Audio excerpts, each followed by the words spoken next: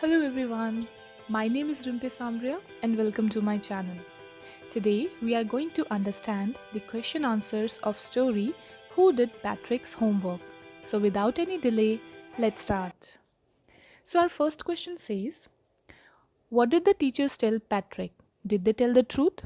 Teachers Patrick को क्या कहते थे और क्या वो उसे सच कहते थे? The teachers told Patrick to do his homework, otherwise, he wouldn't learn a thing. It was true because homework helps in revising and learning lessons. Teachers Patrick को उसका होमवर्क करने के लिए कहते थे क्योंकि अगर वो नहीं करेगा होमवर्क तो उसे कुछ याद नहीं होगा और ये बात बिल्कुल सच है क्योंकि होमवर्क हमें रिवाइज करने में लेसन्स को लर्न करने में हेल्प करता है. Our second question says, what was Patrick's cat playing with? Patrick की कैट किस चीज़ के साथ खेल रही थी? Patrick's cat was playing with an elf that appeared to be a tiny doll. Patrick की कैट एक एल्फ के साथ जो कि एक छोटी डॉल लग रही थी उस एल्फ के साथ खेल रही थी. What did the elf look like? वो एल्फ देखने में कैसा लगता था? The elf looked like a doll as it was very small. वो एल्फ देखने में एक डॉल के जैसा लगता था क्योंकि वो साइज में बहुत ही छोटा था. He had a little wool shirt. उसने एक लिटिल वूल की शर्ट पहनी थी with old fashioned breeches और ओल्ड फैशन ट्राउजर्स के साथ and high tall hat much like a witch's और उसकी हैट एक विच के हैट जैसी थी एकदम लंबी सी hat. Question number 4 says which wish was granted by the elf to Patrick. Elf ने पैट्रिक को कौन सी विश दी थी? So the answer is the elf promised Patrick that he would do his homework till the end of the semester, which meant for 35 days. Elf ने Patrick को promise किया था कि वो उसका होमवर्क इस सेमेस्टर के एंड होने तक मतलब कि 35 डेज तक उसका होमवर्क करेगा. Next question says describe the elf's reaction to Patrick's demand. और जब पैट्रिक ने एल्फ से कहा था कि तुम्हें मेरा होमवर्क करना है 35 डेज तो एल्फ ने कैसा रिएक्शन दिया? So the answer is, on hearing Patrick's demand, the elf looked quite frustrated. Elf को ये बात बिल्कुल अच्छी नहीं लगी, वो बहुत फ्रस्ट्रेटेड लग रहा था. His face wrinkled, उसका फेस एकदम मुरझा गया. He kicked his legs and doubled his fists. और उसने अपनी लेग्स को किक करना स्टार्ट कर दिया और अपनी मुट्ठियों को एकदम गुस्से में फ्रस्ट्रेशन में बंद कर लिया. He also grimaced and scowled and said that he felt cursed. और वो कुछ कुछ बोलने लग गया कि ये कैसा कर्स उसको अभिशाप उसको मिल गया है. That began to do the homework. पर वो उसका होमवर्क करना वो स्टार्ट हो गया.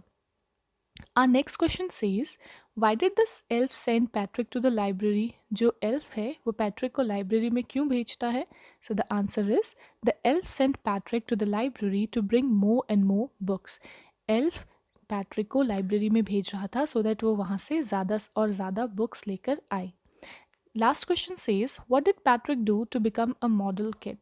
पैट्रिक ऐसा क्या करता है कि जिससे वो एक मॉडल किड बन जाता है मतलब जिसको देखकर बाकी किड भी जो है बाकी बच्चे उसको अपना एक रोल मॉडल माने.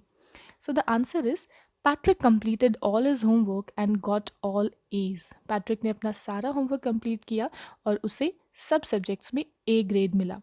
He cleaned his room, did the chores, was cheerful, never rude, and developed a whole new attitude to become a model kid. वो अपना रूम हमेशा साफ रखता था, अपने सारे काम खुद करता था और हमेशा खुश रहता था. कभी किसी के साथ रूडली बात नहीं करता था और उसका एटीट्यूड एकदम चेंज हो गया था वो एक मॉडल किड बन चुका था. So these were the question answers. Let's understand the reference to context here. Get me a dictionary. No, what's even better?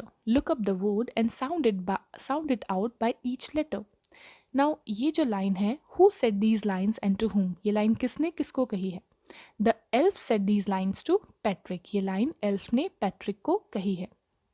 In what context did the speaker say so? किस बात के लिए जो speaker है जो एल्फ है ये sentence बोल रहा है? So the elf was saved by the cat by Patrick. Saved from the cat by Patrick. Patrick ने एल्फ को कैट से बचाया था.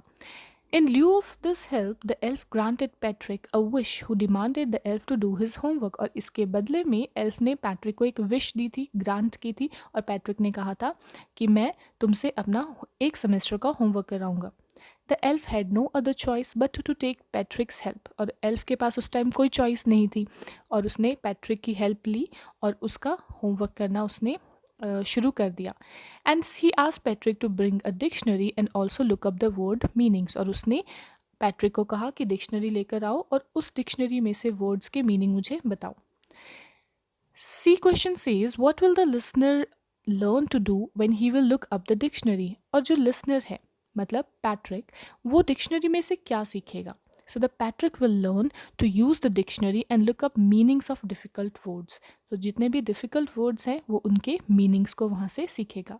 And the last question says what happened next. उसके बाद क्या होता है. Next Patrick help the elf with other subjects like maths and history. इसके बाद पैट्रिक उसके बाद एल्फ पैट्रिक की हेल्प करता है बाकी सब्जेक्ट्स के साथ जैसे कि मैथ्स और history. So guys, these were the question answers and reference to context of chapter Who Did Patrick's Homework. I hope that you understood and you liked it. And if you did, kindly like, subscribe and share this video with your friends. And also hit the bell icon so that you can be updated about the new videos. Now I'll meet you in my next video. Till the time, take care, keep learning, have a wonderful day ahead. Bye bye.